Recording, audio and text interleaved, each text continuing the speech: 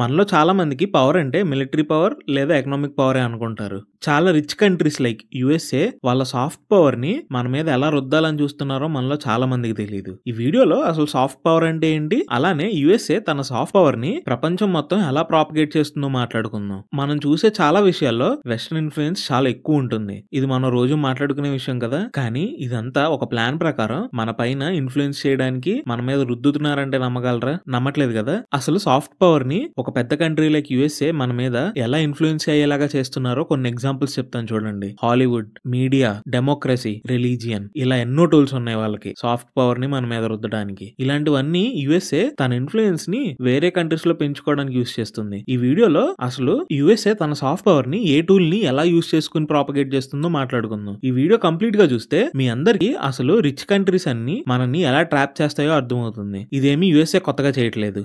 Historical గా చూసుకుంటే మన కంట్రీని కాలనైజ్ చేసుకున్న ప్రతి కంట్రీ ఆల్మోస్ట్ ఆల్ ఇదే ప్లాన్ ని ఫాలో అయింది. ఇది మనం ఇప్పుడు కొంచెం రియలైజ్ అవుతున్నాం గానీ మనల్ని హిస్టారికల్ గా కాలనైజ్ చేసినప్పుడైతే మనకు అసలు దీని గురించి ఐడియా కూడా లేదు. ఎందుకంటే మనందరికి కాలనైజ్ చేయాలి అనే మైండ్ సెట్ లేదు కాబట్టి. ఇంకా లేట్ లేకుండా వీడియోలోకి వెళ్ళిపోదాం రండి. అసలు ఫస్ట్ సాఫ్ట్ పవర్ అంటే ఏంటో మనం తెలుసుకోవాలి. ఏదైనా కంట్రీ వాళ్ళ కల్చర్ ని ఇండైరెక్ట్ గా వేరే కంట్రీస్ మీద ఇన్ఫ్లుయెన్స్ చేయాలి అనుకుంటే దాన్నే సాఫ్ట్ పవర్ అంటారు. దీనికి వాళ్ళు పెట్టిన పేరు కల్చరల్ షేరింగ్. కానీ వీళ్ళు ఇండైరెక్ట్ గా చేసేది మాత్రం వాళ్ళ ఐడియాలజీస్ ని, వాళ్ళ ఇంట్రెస్ట్ ని వేరే కంట్రీస్ మీద రుద్దడం. దీని వల్ల వాళ్ళకి చాలా ఉపయోగాలు ఉంటాయి. ఫర్ ఎగ్జాంపుల్, ఒక దేశంలో ఏదైనా ప్రాపగెండా చేసి గవర్నమెంట్ మీద అన్నెసరీ ప్రెషర్ పెట్టడం లాంటివి. ఇలా ఒక కంట్రీలో ప్రజల్ని మ్యానిపులేట్ చేసి వాళ్ళ ఇంట్రెస్ట్ కోసం యూజ్ చేసుకోవడం. కానీ ఇలాంటి వాటికి డైరెక్ట్ గా ప్రూఫ్స్ ఉండవు. ఏది డైరెక్ట్ గా ప్లాన్ చేసుకుని ఆన్ పేపర్ గా చేయరు. కానీ వీళ్ళ ఇంటెన్షన్స్ కి మాత్రం క్లియర్ కట్ రోడ్ మ్యాప్ ఉంటుంది. ఇదంతా ఇండైరెక్ట్ ఎజెండాతో నడుస్తుంది. సో నేను ఈ వీడియోలో చెప్పేది కంప్లీట్ గా రాంగ్ కూడా అవ్వచ్చు. బట్ ఇలాంటివి మనం హిస్టరీలో ఇగ్నోర్ చేసాం కాబట్టి ఇండియన్ దోచుకోవడానికి చాలా పెద్ద ఛాన్స్ ఇచ్చాం. సో ఈ వీడియోని లైట్ గా తీసుకోండి. బట్ ఇలాంటివి తెలుసుకోవడం వల్ల మనకు అసలు ప్రాపగెండాస్ అనేవి ఎలా వర్క్ అవుతాయి, వాటి వెనకాల ఉండే ఎజెండాస్ ఏంటో కూడా మీకు పూర్తిగా అర్థమవుతుంది. ఫస్ట్ అసలు హాలీవుడ్ మూవీస్ గురించి మాట్లాడుకుందాం రండి. ఈ మూవీస్ లో వాళ్ళ కల్చర్నే కాదు, చాలా ప్రొడక్ట్స్ ని మార్కెటింగ్ చేస్తారు. మార్కెటింగ్ అంటే డైరెక్ట్ గా మార్కెటింగ్ ఉండదు, కానీ మనం అలాంటి ప్రొడక్ట్స్ కి అట్రాక్ట్ అయ్యేలా చేస్తారు ఇండైరెక్ట్ గా. ఎగ్జాంపుల్ కి Ray Ban glasses, Audi cars, Apple products, Coca Cola, Pepsi. మనకి మూవీస్ ని చూసి అట్రాక్ట్ అవ్వడం అనేది చాలా కామన్ థింగ్. ఎగ్జాంపుల్ కి ఖుషీ సినిమాలో పవన్ కళ్యాణ్ గారిని చూసి గ్యాప్ స్వెట్ షర్ట్ కోసం పిచ్చెక్కిపోయేవాళ్ళం. ఇప్పుడు ఒక మోడర్న్ ఎగ్జాంపుల్ చెప్తాను చూడండి. ఐఫోన్ అనేది చాలా మంది కొంటున్నారు కదా, ఇండియాలో దాని క్రేజ్ మామూలుగా లేదు. అసలు ఐఫోన్ కొనే వాళ్ళలో చాలా మందికి అది ఎందుకు కొంటున్నారో కూడా తెలియదు. అదొక స్టేటస్ సింబల్ గా మారిపోయింది అంతే. ఇక్కడే మనకు తెలియకుండా మనం వాళ్ళ ట్రాప్ లో పడిపోతున్నాం. మీరు చూసుకున్నట్లయితే ఐఫోన్ ని ఒక మొబైల్ అనే మార్కెటింగ్ చేస్తారు, కానీ ఇండైరెక్ట్ గా మనకి దాని మీద స్టేటస్ సింబల్ అనే ఒక ఇంప్రెషన్ పడేలాగా కూడా చేస్తారు. ఇదంతా మనకి బయటికి తెలియదు. సబ్ కాన్షియస్ గా మన మైండ్ ని ఇలానే ట్రాప్ చేస్తారు. ఈ మూవీస్ లో వీళ్ళు కొన్ని పర్సెప్షన్స్ ని బిల్డ్ చేయడానికి ట్రై చేస్తారు. ఫర్ ఎగ్జాంపుల్, ఏ సినిమా అయినా చూసుకోండి, యుఎస్ఏని ఒక సేవియర్ కంట్రీ లాగా చూపిస్తారు. Russia, China, middle eastern countries, ఇలాంటి కంట్రీస్ అన్నిటిని విలన్స్ లాగా చూపిస్తారు. ఇండైరెక్ట్ గా మనకి ఆ కంట్రీస్ మీద ఒక బ్యాడ్ ఒపీనియన్ ఫామ్ అయ్యేలాగా చేస్తారు. మీరు ఏ స్పై థ్రిల్లర్ అయినా చూడండి, ఇదే జరుగుతుంది. ఫర్ ఎగ్జాంపుల్, రీసెంట్ గా వచ్చిన మిషన్ ఇంపాసిబుల్ మూవీ చూడండి. అందులో యుఎస్ఏ ఏమో ఒక సేవియర్ కంట్రీ, దానికి ఆపోజిట్ లో ఉన్న కంట్రీ ఏమో రష్యా. అంటే యుఎస్ఏ ఏమో ప్రపంచాన్ని కాపాడడానికి చూస్తుంటే రష్యా మాత్రం యుఎస్ఏని అర్థం చేసుకోకుండా ఇమ్మెచ్యూర్ గా బిహేవ్ చేస్తున్నారు అన్నట్టు చూపిస్తారు. ఇదే ప్రాపగెండా వాళ్ళ కంట్రీలోనూ వర్క్ అవుతుంది, అలానే వేరే కంట్రీస్ కి రష్యా మీద బ్యాడ్ ఇంప్రెషన్ రావడానికి కూడా వర్క్ అవుతుంది. ఇంకా వాళ్ళ కల్చర్ ని ప్రమోట్ చేస్తారు. వాళ్ళ కల్చర్ లో కూడా చాలా ఇష్యూస్ ఉంటాయి, అవి హైలైట్ చేయరు. కానీ వాళ్ళ కల్చర్ని మాత్రం ఏదో ఎంపవర్మెంట్ లాగా చూపిస్తారు. మనలో చాలా మంది ఇవి చూసి అదేదో ఒక ఫ్యాంటసీలో ఉంటారు. ఇవి చూసి యుఎస్ఏ వెళ్ళాలనుకునే వాళ్ళు కూడా చాలా మంది ఉంటారు. బట్ ఒకసారి అక్కడికి వెళ్తే తెలుస్తుంది అసలైన రియాలిటీ ఏంటో. మనకి అమెరికా అంటే ల్యాండ్ ఆఫ్ ఆపర్చునిటీస్ గా భలే ప్రాజెక్ట్ చేస్తారు. ఎంతో కొంత ఆపర్చునిటీస్ ఉన్న మాట నిజమే, కానీ అక్కడ ఉండే రియాలిటీ కూడా వేరేగా ఉంటుంది. నెక్స్ట్ మెయిన్ థింగ్ వచ్చేసి మీడియా.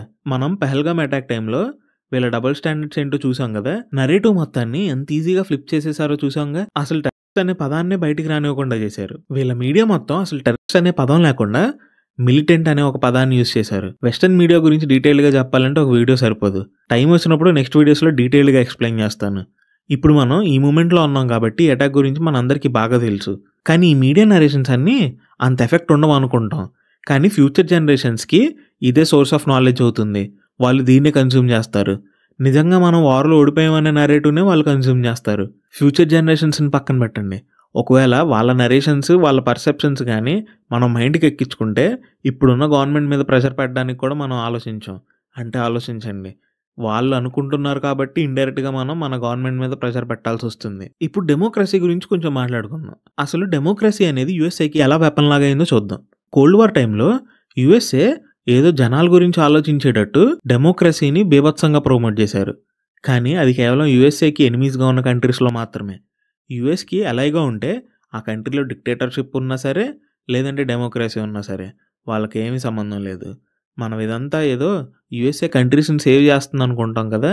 కానీ విషయం ఏంటంటే పవర్ అనేది ఎప్పుడైనా డిస్ట్రిబ్యూట్ అయితే పవర్ వీక్‌గా ఉంటుంది. ఆ కంట్రీని యూఎస్ఏ ఈజీగా ఎక్స్‌ప్లాయిట్ చేయొచ్చు. పవర్ ఎప్పుడైనా కన్సాలిడేట్ అయిపోతే ఆ రీజియన్‌లో యూఎస్ఏ ఆటలు సాగవు.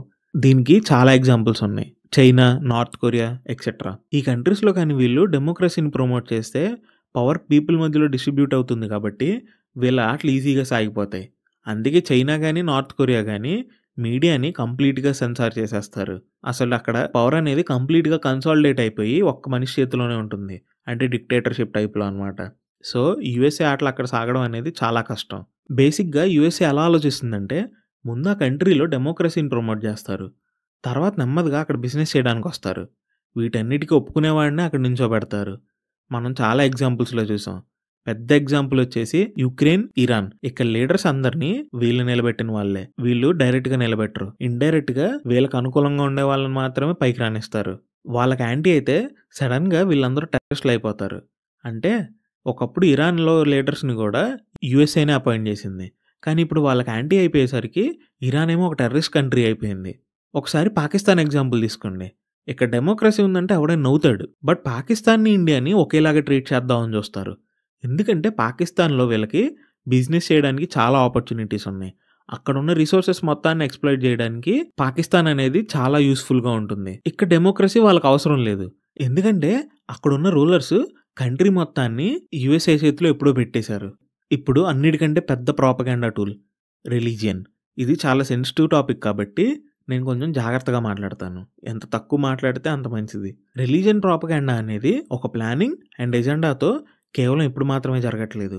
హిస్టరీ చూసుకుంటే ఏ రూలర్ అయినా సరే ఏదైనా ప్లేస్‌ని కాలనైజ్ చేస్తే ఫస్ట్ చేసే పని రిలీజియన్‌ని బలపరచడం. ఎందుకంటే వాళ్ళ ఇన్‌ఫ్లూయెన్స్‌ని పెంచుకోవడానికి. ఎంతోమంది రూలర్స్ డైరెక్ట్‌గా డివైన్ కనెక్షన్ ఉన్నట్టు ప్రాపగాండా చేసుకుంటారు. ఎందుకంటే ఆ ప్లేస్‌లో వాళ్ళ అథారిటీని ఎస్టాబ్లిష్ చేసుకోవడానికి. అయితే యూఎస్ఏ స్పెసిఫిక్‌గా యుగాండా, కెన్యా ఇలాంటి కంట్రీస్‌లో రిలీజియన్‌ని చాలా అగ్రెసివ్‌గా ప్రమోట్ చేస్తుంది. దీని గురించి ఇంక నేను ఎక్కువగా మాట్లాడను. మీకు బేసిక్ అర్థమైతే చాలు. దీని గురించి మీరు తెలుసుకోవాలి అనుకుంటే ఇంటర్నెట్‌లో చాలా ఆర్టికల్స్ ఉన్నాయి. ఒక చిన్న రీసెర్చ్ చేస్తే మీకు పూర్తిగా అర్థమైపోతుంది. ఒకప్పుడు ఏదైనా కంట్రీని గాని, రీజియన్‌ని గాని కంప్లీట్‌గా ఎక్స్‌ప్లాయిట్ చేయాలి అంటే ఫిజికల్‌గా ఆక్యుపై చేయాల్సొచ్చేది. ఒక పెద్ద యుద్ధం చేయాల్సొచ్చేది. అప్పుడు ఏదైనా కంట్రీకి ఆ రీజియన్ మీద ఆధిపత్యం వస్తుంది. కానీ ఇదంతా ప్రీ వరల్డ్ వార్ ఎరా. ఇప్పుడు ఒక కంట్రీని ఎక్స్‌ప్లాయిట్ చేయాలి అంటే యూఎస్ఏ లాంటి రిచ్ కంట్రీకి చాలా సింపుల్. యూఎస్ఏ ఎంచుకున్న మార్గం ఏంటంటే అన్ని కంట్రీస్‌ని డైరెక్ట్‌గా కాలనైజ్ చేయకుండా ఇండైరెక్ట్‌గా వాళ్ళని ఎఫెక్ట్ చేస్తుంది. మీరు అనుకోవచ్చు అన్ని కంట్రీస్‌ని యూఎస్ఏ ఎలా ఎక్స్‌ప్లాయిట్ చేయగలదు అని. దీనికి చాలా వేస్ ఉన్నాయి. యూఎస్ఏ ఏ కంట్రీనైనా 2 వేస్‌లో ఇన్‌ఫ్లూయెన్స్ చేయాలనుకుంటుంది. Direct, indirect. డైరెక్ట్ అంటే మిలిటరీ పవర్, ఎకనామిక్ శాంక్షన్స్ ఇలాంటివన్నమాట. ఇండైరెక్ట్ అంటే ఇందాక మనం మాట్లాడుకున్నాం కదా! ప్రాపగాండా. నైబరింగ్ కంట్రీస్‌కి వెపన్స్ ఇచ్చి వాళ్ళని వార్ చేయమని ఎంకరేజ్ చేయడం. లేదంటే ఏదైనా కంట్రీ పాలిటిక్స్‌లో ఇన్వాల్వ్ అవ్వడం ఇలా అన్నమాట.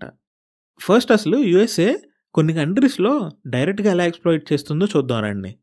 2003లో ఇరాక్‌ని ఇన్వైడ్ చేశారు. దీనికి వాళ్ళు చెప్పిన రీజన్ ఏంటో తెలుసా? ఇరాక్ మాస్ డిస్ట్రక్టివ్ వెపన్స్‌ని తయారు చేస్తున్నారు అని.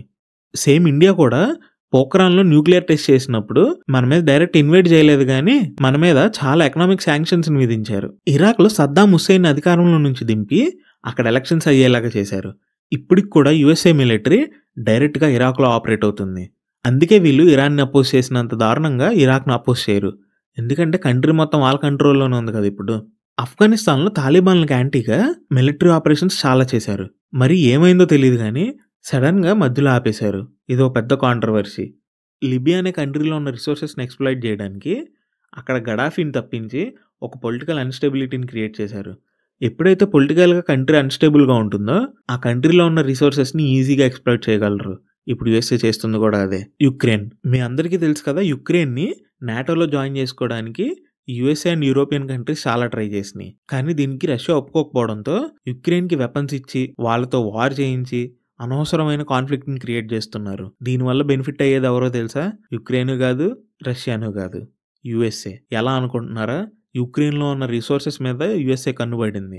ఎప్పుడైతే యుక్రెయిన్‌ని వార్‌లో ఇన్వాల్వ్ చేసి వాళ్ళని రష్యా మీద ఉసిగొల్పారో, వార్ మంచి ధీటుగా సాగుతున్నప్పుడు యుక్రెయిన్‌కి వెపన్స్ ఆపేద్దామని చూశారు. ఎప్పుడైతే వెపన్స్ ఇవ్వడం ఆపేశారో, యుక్రెయిన్ అనేది అమెరికా మీద కంప్లీట్‌గా డిపెండ్ అయిపోయి ఉంది. సో, యూఎస్ఏ ఎలాంటి రూల్స్ పెట్టినా సరే దానికి ఒప్పుకోవాల్సి వస్తుంది. యుక్రెయిన్‌ని కంప్లీట్‌గా ఎక్స్‌ప్లాయిట్ చేయడానికి ఇదే పెద్ద ప్లాన్. మీకు వెపన్స్ ఇచ్చి మీకు సపోర్ట్ చేయాలి అంటే, మా కంపెనీస్‌కి మీరు రిసోర్సెస్‌ని ఎక్స్‌ట్రాక్ట్ చేసుకునే పర్మిషన్ ఇస్తేనే మీకు వెపన్స్ ఇస్తామని చెప్పి కండిషన్స్ పెడుతున్నారు. ఒక కంట్రీలో అన్‌స్టెబిలిటీ క్రియేట్ చేస్తే దాన్ని ఎలా ఎక్స్‌ప్లాయిట్ చేసుకోవాలో యూఎస్ఏకి బాగా తెలుసు. ఇప్పుడు మనం డైరెక్ట్‌గా యూఎస్ఏ ఎలా ఎక్స్‌ప్లాయిట్ చేస్తుందో చూసాం కదా! ఇప్పుడు ఇండైరెక్ట్‌గా కూడా యూఎస్ఏ ప్రతి కంట్రీని ఎలా ఎఫెక్ట్ చేస్తుందో మాట్లాడుకుందాం రండి. పెద్ద ఎగ్జాంపులే పహల్గామ్ అటాక్. డైరెక్ట్‌గా ఇండియా మీద ఎలాంటి శాంక్షన్స్ వేయలేదు గానీ, ఇండైరెక్ట్‌గా చాలా చేయడానికి ట్రై చేసింది. పాకిస్తాన్‌కి వెపన్స్ ఇవ్వడం, ఐఎంఎఫ్ లోన్స్ ఇప్పించడం ఇలాంటివి. వీళ్ళ ఐడియా ఏంటంటే, ఇండియా ఎప్పుడైతే స్టేబుల్‌గా ఉంటుందో అప్పుడు వీళ్ళ ఆటలు సాగవు. అందుకే ఇక్కడ ఒక ఇన్‌స్టెబిలిటీ క్రియేట్ చేయాలి. ఆ ఇన్‌స్టెబిలిటీ క్రియేట్ చేయడానికి వాళ్ళు యూజ్ చేసే వెపన్ పాకిస్తాన్. దీనివల్ల ఇండియా, పాకిస్తాన్ 2 కంట్రీస్ వెపన్స్ కొంటుంది. వెపన్స్ కొంటే మళ్ళీ బిజినెస్ ఎవరికొస్తుంది? అమెరికాకి. పాకిస్తాన్ అలాగో ఇన్‌స్టేబుల్‌గా ఉంది కాబట్టి పాకిస్తాన్ ఎక్స్‌ప్లాయిట్ చేసి వాళ్ళ రిసోర్సెస్ అన్నిటిని వాడుకుంటారు. ఎప్పుడైతే రష్యా మీద ఎకనామిక్ శాంక్షన్స్ విధించారో అప్పటినుంచి రష్యా మనకి ఆయిల్ చీప్‌గా అమ్మడానికి ట్రై చేస్తుంది. ఇది గమనించిన యూఎస్ఏ ఏం చేసిందో తెలుసా? మన మీద టారిఫ్స్ వేస్తున్నారు. అంటే వీళ్ళ ఉద్దేశ్యం ఏంటంటే మనం రష్యాకి దగ్గరైతే వీళ్ళకి యాంటీ అవుతామని చెప్పి. సో, ఈ సాకును అడ్డు పెట్టుకొని వాళ్ళు మన మీద టారిఫ్ వేయడానికి చూస్తున్నారు. జపాన్. మనం ఇదివరకు జపాన్ గురించి అంత వినేవాళ్ళం గుర్తుందా? ఇప్పుడు జపాన్ అసలు గేమ్ నుంచే బయటికి వెళ్ళిపోయింది. దీనికి main reason USA. World war 2 తర్వాత యూఎస్ఏ వాళ్ళు తెలివిగా జపాన్‌ని ఆక్యుపై చేసుకొని జపాన్‌ని ఎకనామిక్‌గా గ్రో అవ్వనిచ్చారు గానీ, మిలిటరీ ఆపరేషన్స్‌లో మాత్రం కంప్లీట్‌గా యూఎస్ఏ మీద డిపెండ్ అయ్యేలాగా ఉంచారు. ఎప్పుడైతే జపాన్ ఎకనామిక్ గ్రోత్ కొంచెం అటు ఇటు అవుతుందో, వాళ్ళకి మిలిటరీ పవర్ కూడా లేకపోవడం వల్ల వాళ్ళు కంప్లీట్‌గా డౌన్ అయిపోతున్నారు. ఇంకా ఆఫ్రికన్ కంట్రీస్‌ని ఎలా ఎక్స్‌ప్లాయిట్ చేస్తారో మనం తెలుసుకోకుండా ఉండడమే మంచిది. ఎందుకంటే అక్కడ పరిస్థితి చాలా దారుణంగా ఉంటుంది. అక్కడ రిలీజియన్‌ని ప్రమోట్ చేసి ఒక రేంజ్‌లో ఎక్స్‌ప్లాయిట్ చేయడం స్టార్ట్ చేశారు. మీరు ఏదైనా చూసుకోండి, ఆఫ్రికన్ కాంటినెంట్‌లో ఉన్నన్ని రిసోర్సెస్ ఇంకెక్కడా ఉండవు. కానీ ఆఫ్రికన్ కంట్రీస్ అన్నీ పూర్ కంట్రీసే. దీనికి మెయిన్ రీజన్ ఎక్స్‌ప్లాయిటేషన్. మనందరం బేసిక్‌గా చైనా గురించి మాట్లాడుకుంటాం. డెట్స్ ఇచ్చి ట్రాప్‌లో పడేస్తుంది కంట్రీస్‌ని అని. కానీ యూఎస్ఏ గురించి మనలో చాలా తక్కువ మందికి తెలుసు. మీరు ప్రపంచంలో ఏ వార్ అయినా చూడండి, అందులో యూఎస్ఏ హ్యాండ్ లేకుండా అస్సలుండదు. ఏదో ఒక రకంగా వాళ్ళు బెనిఫిట్ అవుదామనే ప్రతి దానిలో చూస్తారు. సో, మనం చైనా గురించి ఎంతలాగా తెలుసుకుంటున్నామో, యూఎస్ఏ గురించి తెలుసుకోవడం కూడా అంతే ఇంపార్టెంట్. మీరు రేపొద్దున ఏదైనా న్యూస్ చూసి అన్నెసెసరీగా గవర్నమెంట్ మీద ప్రెషర్ పెడుతున్నామని మీకు అనిపిస్తే, ఆ న్యూస్ వెనకాల ఉన్న ఎజెండా ఏంటో కూడా అర్థం చేసుకోండి. అప్పుడే మీకు జియో పాలిటిక్స్ గురించి కంప్లీట్‌గా అర్థమవుతుంది. ఈ వీడియో మీకు ఎంతో కొంత వాల్యుబుల్‌గా అనిపిస్తే, వీడియోని లైక్ చేసి ఛానెల్‌ని సబ్స్క్రైబ్ చేసుకోండి. ఎందుకంటే ఇక నుంచి ఎవ్రీ వీక్ ఒక వీడియోనే కాకుండా 3 వీడియోస్‌తో మీ ముందుకొద్దాం అనుకుంటున్నాను. సో, మీ సపోర్ట్ నాకు చాలా అవసరం. Thank you for watching the video. జై హింద్. By by.